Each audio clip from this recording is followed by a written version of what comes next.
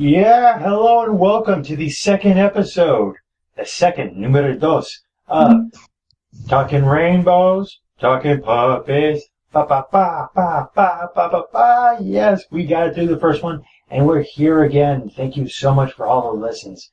1 week of Talking Rainbows, Talking Puppies. First week, we got 136 listens from just our first episode. Sorry. All right. I am your host, Eric Rivetta, and with me is my co-host. What's going on? Yo, what's going on? What's going on? What's going on? This is Downloads Bacon here. And we're here this time, episode número dos. We're going to talk about Star Butterfly, the character. First, I want to thank everyone on Tumblr, everyone on SoundCloud. We got one message from Anonymous saying that we were really cute and funny. Thank you so much for the compliment. We also got a comment on SoundCloud saying thanks for helping with the podcast. It's really going to help with get through the hiatus. Mm-hmm. So there's that. Thank you so much for all that. And we have about 19 or 20 notes on the post. Well, that's cool. Yeah, so we're gonna keep on doing this.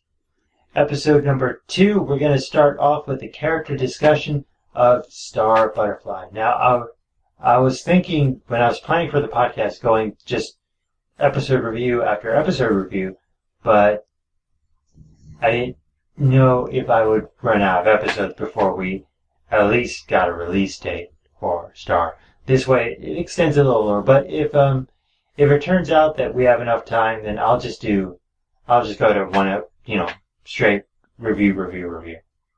But for right now, it's every other week. Yeah. So that's the little scheduling plan that we have going on here. Yeah, that's about it for now. So let's dive into the meat of this episode. This episode, we're just talking all about the character, Star Butterfly. Now, should I lead the discussion, or do you want to go first? I'll let you lead into it, because I actually have a little cough going on. Oh, sorry about that. Yeah, it's flu season. Everyone's getting sick.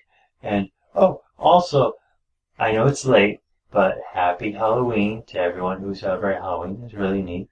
And happy Dia de los Muertos, Day of the Dead. Dia de los Muertos. Also, yes? If I may for a second, if anyone dressed up like any of the characters from Star, from Force versus the Force of Evil, I'd like to see a picture of that. Yeah, that'd be super great. We share it on Tumblr. It'd be awesome. Yes. The submit page to the Talking Rainbows, Talking Puppies Tumblr page is open. The Ask page is also open. So go ahead. We'd love to hear from you all. Yes, and if anyone dressed up like Marco, I want to know if you could actually do that impossible kick that he does. Which one? The gravity-defying, leaps into the air 180 degrees and then goes down like an axe kick. Probably not. Then again, now that I think about it, I know, just to go slightly off topic for a little bit, if you dress up like Marco, it would be very, very easy to do. Yeah, all you need is black skinny jeans and a red hoodie. And Star, I think you just need... It varies on which outfit she's wearing, though. But yeah, there's a lot of options if you want to cosplay a Star. Just pick one. As long as you have the wand and long blonde hair, then you've got it. And the devil horns headband. Yeah. Yeah, perfect segue. Let's start with the Star Butterfly, the main character of the episode of the series, the Star in Star vs. the Force of Evil. Yes. We'll talk about the Forces of Evil later. Later, next time. Well, and then we'll talk about sorry. We'll talk about what? Then we'll talk about the word versus. And then later. The word versus is actually VS is short for the VER. Oh my god, I don't know how to spell the word versus. Oh my gosh. Yes, that's how you spell it. Versus VS. Yes. That's why I'm the best at spelling bees. Can you believe I have a freaking minor in English? I graduated college with a minor in English, and I don't know how to spell the fucking word versus. Versus VS. Bam! Where's my scholarship, son? That's how you do it. That's how you do it, homeboy. This is America. How do you spell? I'm Bill Clinton, and I approve of spelling the word versus VS. Sometimes you can do VS with a period at the end. That's also okay. I mean, that's not the end of a sentence, but you get what I mean. It's like, if you were reading it, it would be star versus, and then you do a pause because there's a period. And then after a while, you say the force of evil. But you'd have to capitalize the T, like it's a new sentence, because there's a period. And of course, I can't talk like Bill Clinton, but he would be like, and then you gotta add the period after, force of evil. And then you're gonna... You go ahead and do like a Barack Obama, and then after period, you... Like have extensive pauses. Yeah, he does. Like he talks a little bit, and then he does a pause, and he goes, just to lead into the next word. Was that a really good Bill Clinton? Better than anything I could do for sure. It reminded me of The Critic. If you would have started that's where I got it from. I was watching The Critic all day today. If you would have talked about shrimp, I would have started laughing really hard. Oh, did you say shrimp? Man, I love shrimp. Shrimp pot pie, shrimp tartare, shrimp cocktail, shrimp scampi. Thought forever, and then after you sure do love shrimp. Oh, did you say shrimp? I love shrimp. But we could talk about that show for days, but right now we gotta talk about some Star. And this is the show we're talking about. We're talking about it for weeks. God. We've been building this up and we haven't talked about the character at all. Star versus the Force. Star. Wow. What can you say about Star Butterfly? She's very energetic. She's very energetic, and she's how can I say it? She's energetic. That's the first thing that you get as soon as you see the intro. I'm just going based on the first couple of seconds. You get boom, she's energetic and possibly a lot of fun. I mean, first thing she does, rail slide into a fucking bam, breaks into the damn scene, and then next thing she does is just kick a monster in the face. Yeah, fuck you. I'm Star Butterfly, motherfucker. She's like, I'm not supposed to say that because it's Disney. We might have to do that line again. Oh, hey, you got something in your face. My foot. Boom, punches a monster. Wait, what? Yeah, that sounds like something she would do. Do you realize what you just said? Yes, I do. I know exactly what I said. Hey, you got something in your teeth. My foot. Then she punches him instead of kicks. It'd be funny. It would throw a lot of people off, but it would be hilarious. Oh my lord!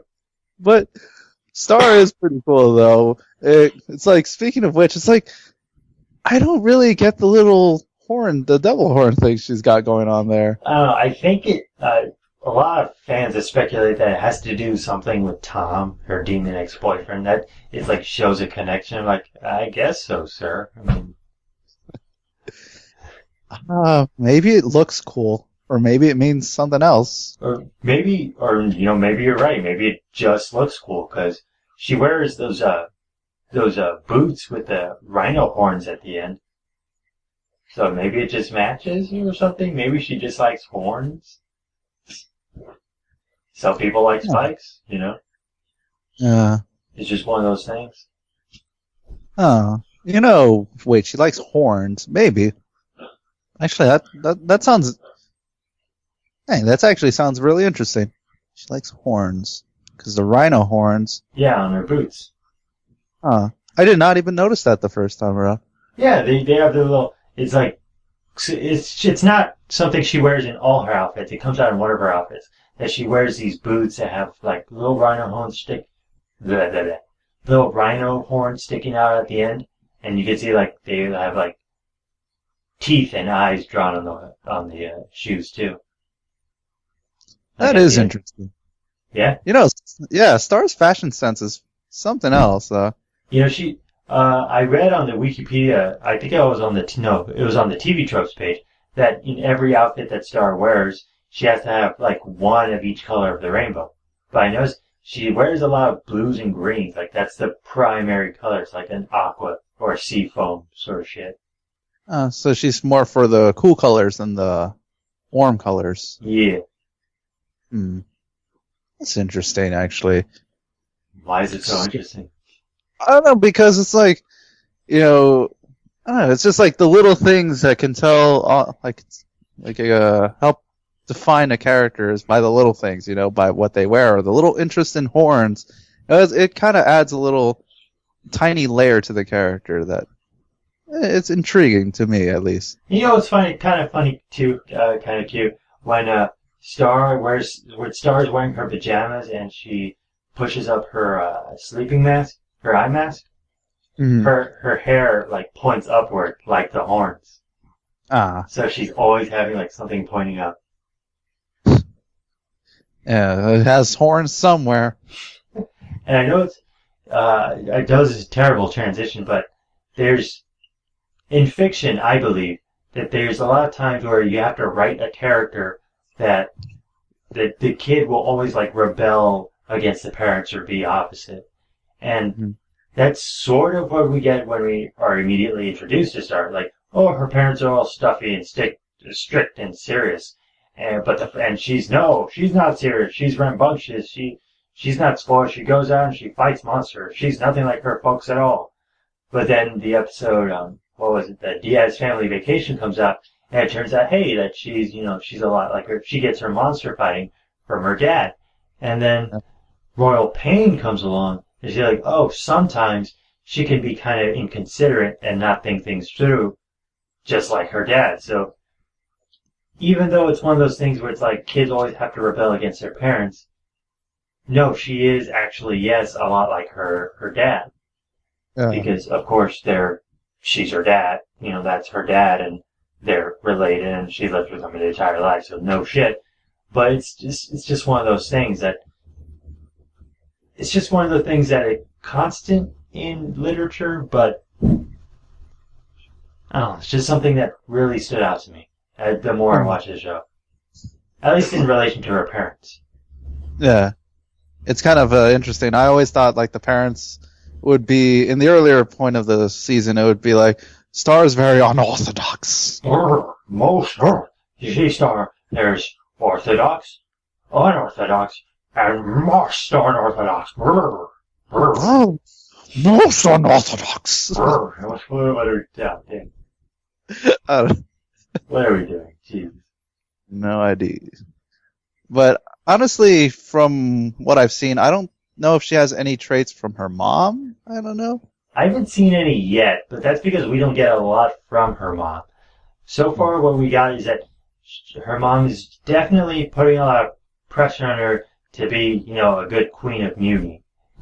And Star starts feeling that pressure and gets to her a little bit. So even Dr. Marco, PhD, concludes, oh, you have mother issues, and that's not a good thing.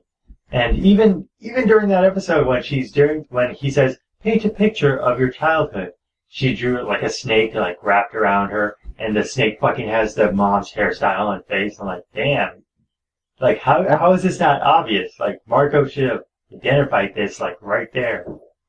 Oh, I guess he's not a true, PhD, or, no, I guess he's just is a PhD like a pretty rad dude? I'm trying to remember what the mom said, but pretty handsome dude. Pretty handsome dude, there we go. So, rad doesn't start with an H, but I get what you're saying. Thanks. Thanks, I did not know that. Oh, motherfucker, dude. Oh, well, you just buzzed my pickle. You taught me how words work. Well, Star. But with Star, I mean, what else is there? She's a really good friend also to Marco, if we could transition to that. Yeah. Like, with her relationship with that, is that, I don't want to say that it was kind of obvious that they might, be good friends and maybe a little bit more. That's not. Oh, no, we're not doing that. That is an entirely different discussion for a different episode. Yeah, but so I guess the friendship with her and Marco is still pretty good. I don't know, it starts off very interesting, but it's like, I don't really want to, I'm trying to figure out, how it works. They're either, I think they're best friends right now, right? Yes. Really, so, I don't know. Besides that, him and the floating ponyhead, which I believe that's the name. Flying Princess Ponyhead, yeah. Yeah, I don't know if Star has any other friends, though. I mean, besides the entire school. I'm pretty sure she does, because I believe that in shows like this, there's a lot that we don't see. Of course, Marco's parents and Star's parents, they know of each other. They know, hey, these are the people who are hosting you. They're giving you a roof over your head and earth. We should know who they are and, thank them for opening their home to you. So it's not like a big surprise like in Diaz Family Vacation was, oh, this is what your dad looks like, King Bud. Like, damn, he's a lot shorter than I thought he'd be. Or at the end, I was like, hey, it's King Butterfly. Good to see you. It's like they know each other. So I believe there's a lot that we don't see, but it is there. So when saying that Star has a lot of friends, it's like, yeah, I believe that Star does have a lot of friends because that's the way she is. She's very outgoing. She's very extroverted. She's very social. She likes to talk to people. Even in the episode, what was it? The Banagic incident. She really went out there. She just really wanted to do something, and she talked to almost every person she came across, without fear. She says, "Hey, and it takes a lot of guts to do that because I'm an introvert.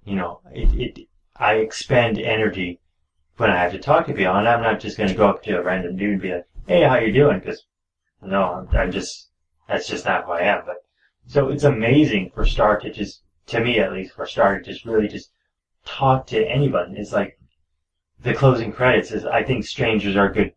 I think good strangers are just friends you haven't made yet. And it's hard for me to wrap around that kind of mentality because that's not the kind of person I am. But for her, it's great. It's just something that comes natural to her. And I think to me, that's something really to appreciate.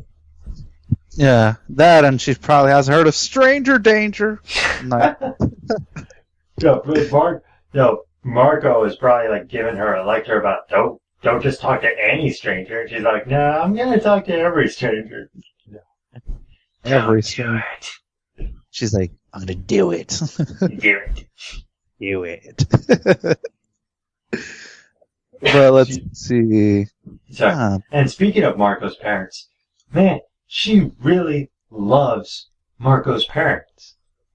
Because it's amazing because Star's parents sent her to her so they don't blow up all their shit again. So she doesn't break all their nice things. But when she gets to Earth and the Diaz family, it just immediately, here's this new foreign exchange student who's gonna live with us. We're gonna put a roof over her head. We're gonna help take care of her, feed her, send her to school, the whole 9 yards. And it turns out, the Diazes have done that before. They host exchange students and they've been doing it for a while. But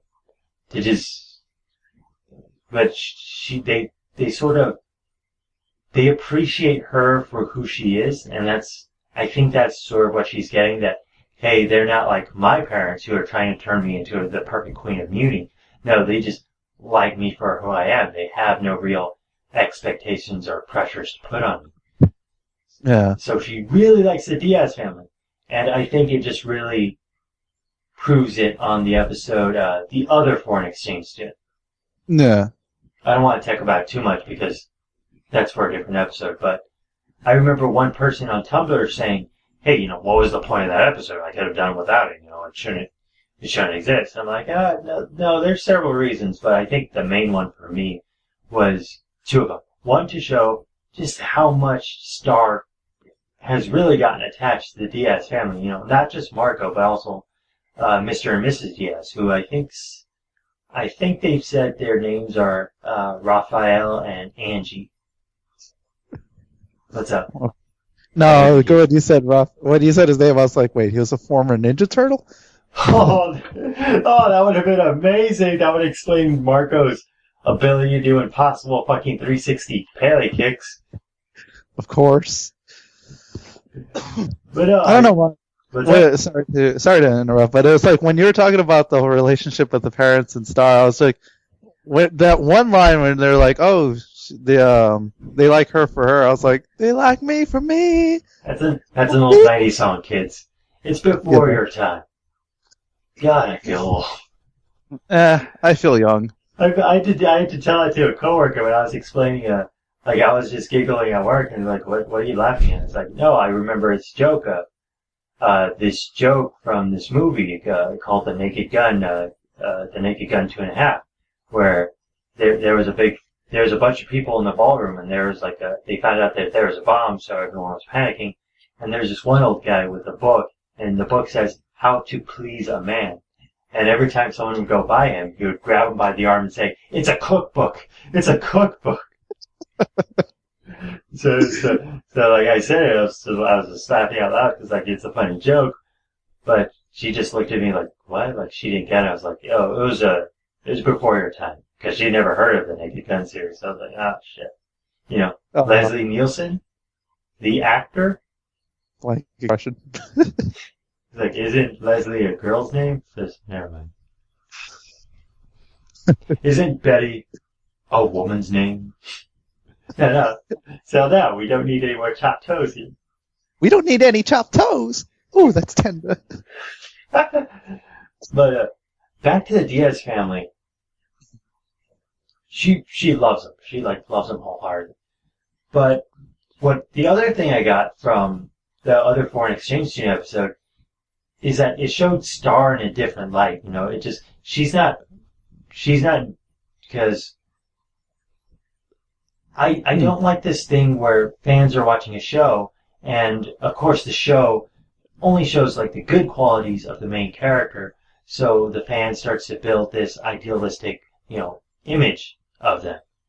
And so when that image is subverted, when it shows, oh, no, this person has some bad qualities too, some flaws to them, they immediately react negatively. It happened in Legend of Korra when everyone found out, oh, Aang wasn't exactly the perfect father. So everyone got so pissed. They're like, no, Aang, I pictured Aang to be like the best father ever, and you can't. And you telling me differently pisses me off. Things that are different, they upset me. Basically, yeah. Things that are different from what I thought they should be. One of them was freaking, what was it? And for Star, it was basically, Star sometimes is selfish and likes the attention. She likes the attention she's getting from the Diaz family. Because in the beginning of that episode, it was them throwing her another party simply for her being there. They were just celebrating the fact that she was there. So they made her the cake, and they made her that corny-ass poem. Do you remember it? Of course. She was fanning, I believe, when... Oh yeah, she was fanning and cheering up. It was like, I wrote a poem. Our lives were small and puny, till this angel came from uni. Oh, it's so sweet and so over the top. Yes, that's... I swear, if it was only one day, I think that would have been super hilarious, but I think it's been a little bit of time. It was 50-something days. And really? Yeah, they're happy 51st day on Earth, Star, and that was the 4th episode. So she's been there for a good while. By the time of the end of season 1, I wouldn't be surprised if it was at least a year or close to a year that she's been with the Diazes. Well, I would say that's true, but there hasn't been a holiday episode or a Halloween episode. No, there hasn't. Because I think they said on Twitter, they're like, oh, hey, since there's no Halloween episode of Star, could you maybe release a sketch of Star, Marco, in costumes? And Darren F.C., the creator of Star, said, sure, that sounds like fun, but I don't know if she got around to it. I haven't checked my Twitter in a while. But yes, apparently it's wrong for Star to be a three-dimensional character. Yeah. Some people reacted negatively when they found out. Oh, Star sometimes can be selfish. She does like the attention for herself. So when Gustav came and sort of interrupted this, self-celebration or whatever, and the attention was diverted to him instead of her, and she was just sort of pushed aside a little, she reacted negatively. And I'm like, what's wrong with that? Yes, she is. No, this is true. Sometimes she is kind of selfish. She will do things that she likes for her because she likes them. Because why would you not do things that you like? Because then it'll disrupt their image of the perfect Star that never gets angry and always is energetic. I guess that's the only thing I can think of, because I thought the episode was just fine, but we're not going to talk about that. Yeah, look, I'm sorry, but it's like, wait, so if she stubs her toe, or do they want her to react exact to like, "Hi, Marco"? It's when she like hits her. Oh no, instead of like, "Ow, my toe, it hurts," gets angry or something like. Is that? I don't know, and that's weird. And that's weird because it was only in this episode that they had a problem with that. Like when she's gotten upset at Marco or seen in a negative light in other episodes, like it's totally okay. Mm. But it's this specific episode where it's like, no, don't do that. It's like, well, why not? I guess because she can be a little inconsiderate, but she's not doing it on purpose. But it was in this episode where, yes, I'm doing it on purpose. I want the attention from the Diazes specifically on me. So I guess maybe that's it, because she was doing it intentionally. But I know the other time she's gotten upset is when, the ones I could think of right at the top of my head are Blood Moon Ball, when she gets mad at Marco for like underestimating her. The beginning of Storm the Castle, the season 1 finale, where she gets mad at Marco for getting them out of being stomped on, and she didn't get the whole sandwich. And I just remembered right now off the top of my head, the end of Benagic Wand. The Benagic exit. You remember that episode, right? Unfortunately, my memory's a little foggy. It's when Star's like super bored, so she sees this commercial for something called the Benagic Wand, and she wants to go get it, but Marco has karate practice. Oh my gosh. I think I've either never finished that one, or I'll have to watch that one. Okay. I've seen everyone except that one. Okay, but the point, there's a lot of things about that episode, but we'll talk about that later, because a lot of people also had a lot to say about this episode. But the point is, quick summary, Star is bored, so she sees an ad for something called the Benagic Wand, which is basically a banana-themed slushy maker. Okay, you just put ice, put a little bit of sugar or whatever, and it makes a banana-flavored, like, slush. So she wants to go get it, because she's bored as hell. However, Marco has to go to karate class. So Marco's like, I can't take you, and I'm not sure if you can go on your own, because I don't think you understand Earth culture enough to be safe on your own downtown. But she goes anyway, and at the end of the episode, she's there at the house with a Benagic Wand and a bunch of pirates. Don't ask, I'll tell you later. So she's there at the apartment. She's there at the Diaz house with a bunch of pirates and herself and the Benagic Wand. And Marco says, "Hey, it's cool that you got the wand and you made it downtown all by yourself. To be honest, I sort of underestimated you a little." And she's like, "You underestimated me?" And he's like, "Yeah." And he's about to try the slush from the Benagic Wand, and she just, slowly, just slaps it out of his hand. And he's like, "Why did you do that?" And she just goes, "There's a fly on it." And she just walks the opposite direction. And people also had a problem, too, when she got mad at that. I'm like, no, she's allowed to be upset. She does get upset when people look down on her or when they think she can't handle something. Because I think Star is not a ditzy blonde character. Yeah. But because she's so energetic and enthusiastic, people are going to assume that she is that type of airheaded, not very intelligent. Because it's a stereotype. It's a stereotype. The blondes are airheaded and, not very intelligent. So they assume because of her energetic personality that she's that type of character. Mm-hmm. Now, I don't think Star has heard of that. I don't think Star has heard of that trope, like, at all, because she's not from Earth. She's from Uni. But because of her personality, people will think that she is airheaded. But she isn't, and I don't think she likes that. So when Marco says, I'm sorry, I underestimated you, she, of course, understandably, she gets it. Well, understandably to me, she gets upset. Yeah. So that's just another thing. She's very nice and she's very social, but at the same time, she doesn't like being underestimated, and she doesn't like. She just has her own certain train of thought, Yeah. But the same could be said for any other character, I guess. Yeah, it's makes her like a character basically because she's got the things that she likes, she's got the things that get her happy and the things that get her upset and the things she dislikes. Just making this character whole and complete. Oh. But she does grow throughout the series. Like she does learn from her mistakes. But the one thing that got me kind of weird, do you remember the episode Pixtopia? That's the one where they go to that pixie mine thing with because of the phone minutes, I think. Yeah, because of the magic mirror minutes. Yeah, I remember that. The one thing that struck me odd about that episode, and I'll talk about it more when we get to it, but in the beginning,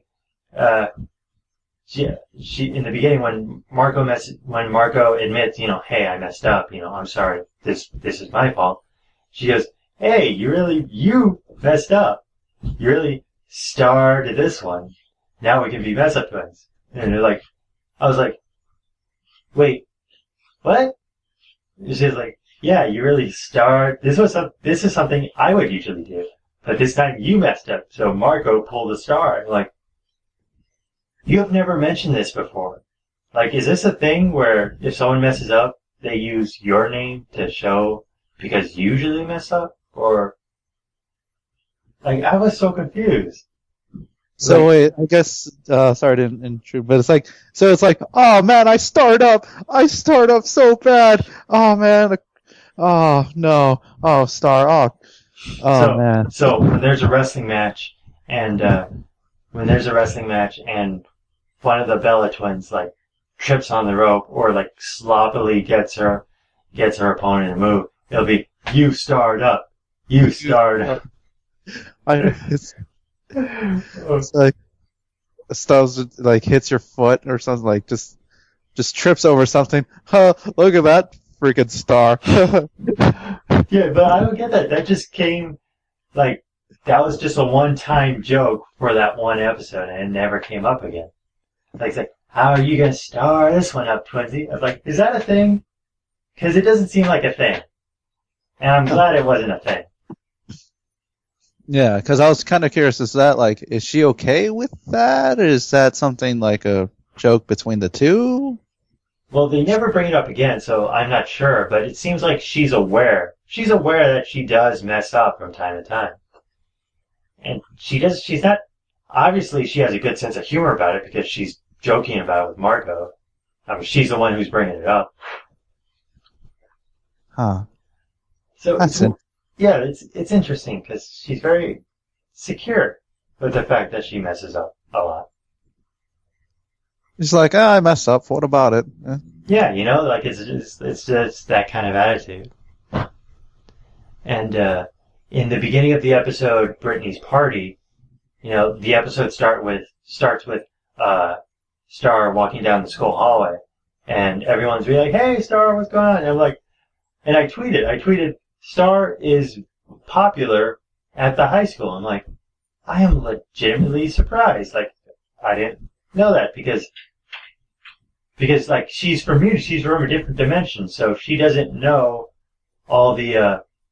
I'm just gonna say this word again because I can't think of another one right now. She doesn't know all the tropes that come into being in high school, like the cliques and the hierarchy or whatever. So she just does whatever, and. I was like, I thought that would get her into trouble, but no, it's because she doesn't know that there are tropes and restrictions and certain norms that come to being in high school. She just does whatever, and that's what makes her popular. That she doesn't follow the norms that everyone expects in high school. So she just talks to everyone. She just makes friends with everyone and doesn't treat them any differently, even if they're a jock or a cheerleader or a nerd or whatever. Yeah, she doesn't seem to like try to present herself differently to different groups, or like, how can I say it? Yeah, basically that. I just said it. Like, she doesn't try to be like, oh, there's the goth kids, I'm going to try acting goth. Oh, there's the jocks, let me talk about football. She just is herself, and that's a lot of props to that. Yeah, she's herself to everyone. It's like Star's attitude is what makes her so popular, and that's another thing. It's really something to be admired, for someone like because I identify a lot with Marco. So guys like me and Marco would see someone like Star and be like, "That's so great! How you could just talk to anyone and just be friends with anyone. It's not something I can do, or at least it's something difficult for me to do. So it's something very admirable. Yes. At least in my eyes.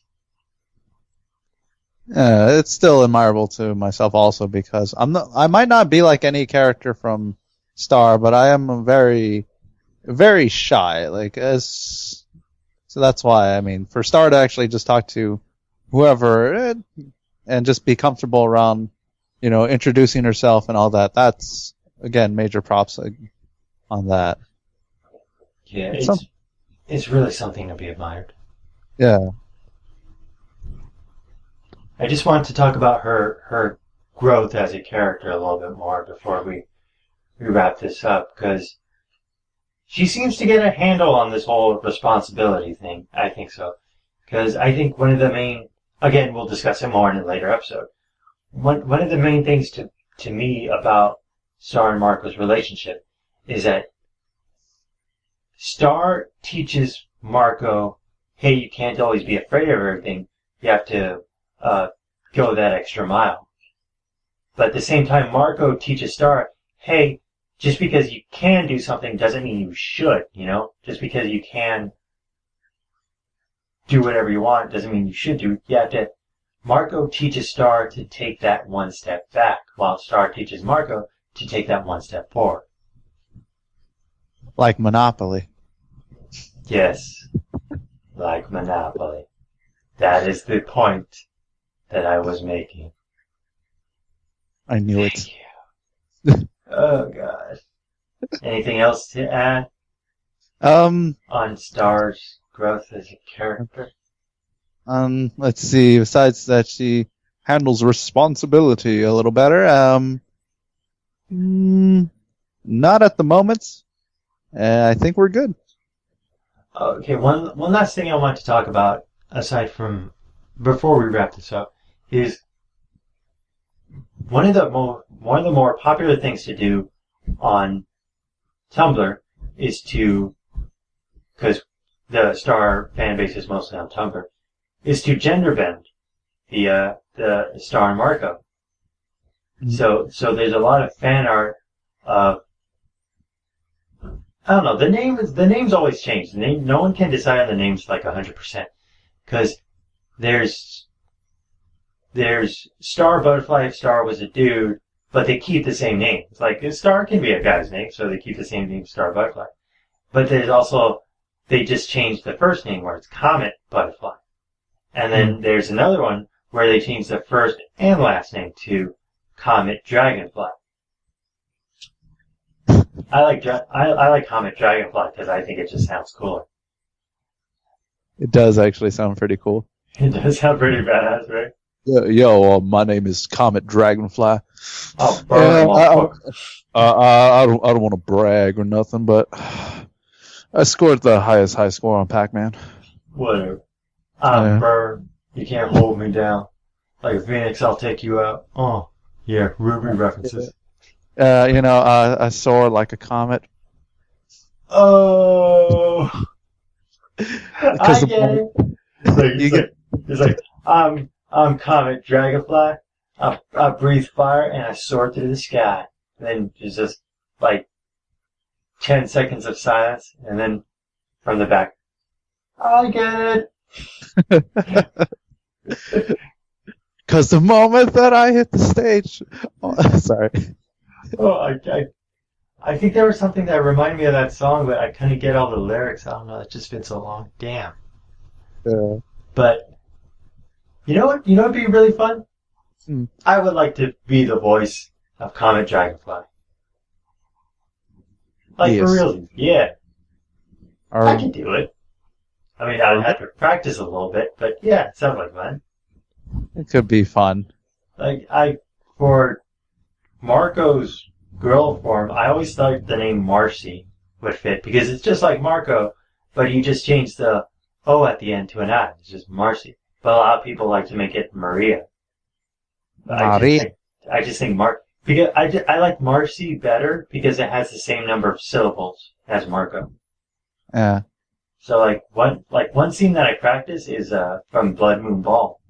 Well, at least the beginning of it when Tom shows up, and we'll talk about Tom later. But for right now, when he shows up, he's like, "I'm gonna take you to the blood." I'm like, no. Get your carriage and your fire and your dead horse and go back to the underworld. The horse like, I'm dead. We broke up. It's like, come. And then Marco shuts up and is like, Marcy! It's like, don't karate her, Marcy, please.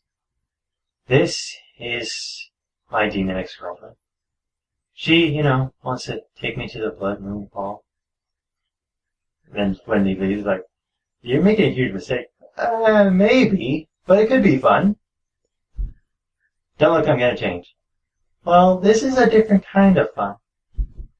Oh, come on, Marcy, you weren't invited. Plus, you have to trust me to do what's right for myself. Oh. No, totally. I'm good. I just, gotta stop doing magic on my face. So, looks like there's only one way to find out. So, how do I look, Marcy? Thanks, Marcy. Don't go. Oh no, I'm totally going. See, goodbye, Marcy. I'll see you later after the Blood Moon Ball. Ooh, scary voice. Ooh. I'm funny. I have to practice because I want to do it at a little bit of a higher pitch, a little more energetic. I think it'll probably sound kind of like a cross between Markiplier and Jantra. Jantra. Easy, Jantra. But I think that would be fun. That would be interesting. Actually, when you were talking about the whole idea, I was trying to imagine Tom as a girl, though. I don't know why, but when I imagine Tom as a girl, the only voice that comes to mind is Laura Bailey. Huh. I think it would just fit. God, I'm sorry. I just can't think of anyone else. I should, but I can't. By the way, for those who don't know, Laura Bailey is a voice actor who she was Texas-based, but now she's Los Angeles-based. So her most notable roles is Lust from Full Metal Alchemist, Maka Albert from Soul Eater, and Black Widow from Avengers Assemble. So I'm not sure if she would. I think she would use since Tom is 14, 15 or some shit. I think she should use the Maka voice, not the Lust voice, because that'd be a little overkill. The Black Widow voice would also be a little too much. Yes. Like, goddamn, we just broke 40 minutes, so I think that's enough for this episode. We're about to wrap it up. Wrap it up, boxes on. Wrap it up. Flashing lights. Alright, so thank you so much for joining us for this very poorly constructed, but still super fun character discussion for Star. Next week, we are going to tackle the next episode, Parted with a Pony. Picture. No bronies allowed, though. Okay, fine, bronies allowed, but no clopping references. If you don't know what that is, God bless you, don't find out. Okay, this week's fandom crossover prompt. Now, since we did the first episode, no one has submitted anything for the fandom prompt. But that's fine, that's fine, because it was the first episode, of course. And plus, it was a crossover that a lot of people have already done, because I was looking through on my Tumblr feed. I don't know, splat lines, I think. I forget, I have to look it up. Basically, one of the big fan artists from the community did a crossover with Gravity Falls, and it was Marco at the Mystery Shack, and Mabel's like flicking out, and there's a note, and it says, "Hey, are you from outer space? Because your butt is out of this world." And Marco's just like laughing. He's like, "Yeah, that's kind of funny." And Mabel's like, "Yes, he liked it." And then Star just showed up, and Star shows up with a bunch of gift shop items, and she's like, "Hey, Marco, buy me these." And then Mabel's looking all jealous, like, And then the caption in the box says, "Don't worry, Mabel, they're not actually dating." Not yet. Not yet. Oh, but that's for a different episode. This week's fandom prompt, however, is another crossover with another Disney XD show. And it is a crossover with Randy Cunningham, Ninth Grade Ninja. Go Ninja! God, that was a fun show. It was awesome. It was awesome. It was so Bruce. God, I was so hungry, Bruce. Cheese. That show was the cheese! When they use cheese, it's like I can't tell if they're actually using it for bad or good, but let's discuss that later. It varies.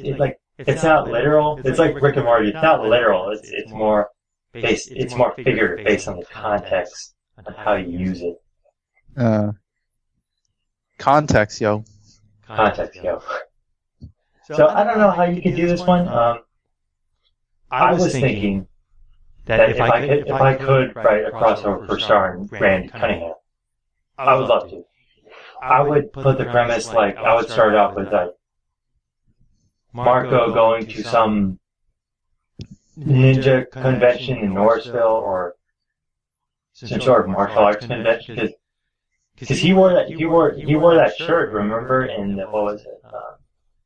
Cheer Up Star. Yeah, he wore that shirt. I kissed a ninja at NinjaCon 2012 or some shit like that. So I would just imagine that he goes to one of those and takes Star with him, and the ninja shows up, and the monster, of course, also shows up. Some big thing happens.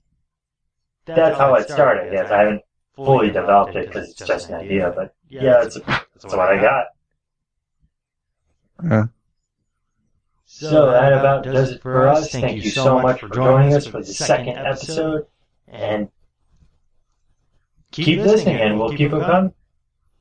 Of course, that's how we do it here, yo. Don't forget to hit us up over on the Tumblr. I'm still thinking about setting up a Twitter and Facebook for the podcast. Haven't thought about it. Haven't done it yet. Still thinking about it. Maybe not. We'll see. Maybe in the future. Hit us up on Tumblr, and yeah. That's about it. I'm sorry. I just drew a blank. Thanks a lot. See you later. Bye-bye. And of course, we'll be seeing you guys in the next episode. So thanks.